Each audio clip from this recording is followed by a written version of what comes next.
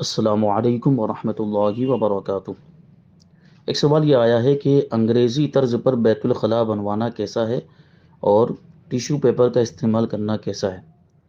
تو اس کا جواب یہ ہے کہ انگریزی طرز کا بیت الخلاء یعنی واش روم بنانا نہیں چاہیے، کیونکہ اس میں پانی بھر جاتا ہے جو ناپاک ہوتا ہے، اور جب اس پانی پر کوئی چیز گرتی ہے یا جب کوئی دباؤ پڑتا ہے تو وہ چھلکتا ہے، جس کی وجہ سے اس کے قطرے بدن پر اڑتے ہیں اور بدن ناپاک ہو جاتا ہے۔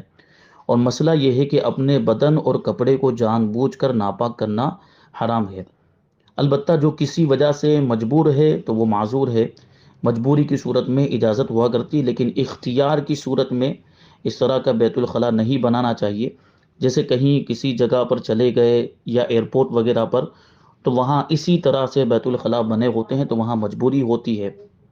تو ٹیشو پیپر کے بارے میں جو پوچھا گیا، تو اس کا جواب یہ ہے کہ ٹیشو پیپر جو ہے وہ اسی کام کے لیے بنایا جاتا ہے کہ اس کا استعمال استنجا کے لیے کیا جائے،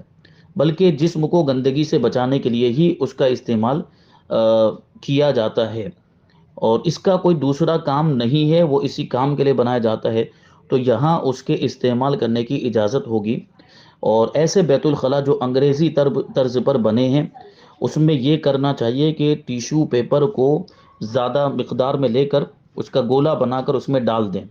پھر اس میں بیٹھیں تو پانی چھلک کر اوپر نہیں آئے گا، اور اس طرح بدن ناپاک ہونے سے بچ جائے گا۔ لیکن یہ سب چیزیں اس وقت ہے جب کوئی مجبوری ہو، اپنے گھر میں اس طرح کا بیت الخلاء بنانے کی اجازت ہی نہیں ہے، اور اپنے گھر میں جو بیت الخلاء بنا رہے ہوں یا جہاں اپنے اختیار میں ہے، وہاں بیت الخلاء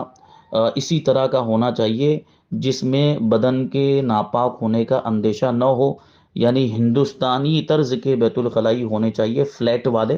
کہ جس میں آدمی اپنے بدن کو اور اپنے کپڑوں کو نجاست سے محفوظ رکھ سکے۔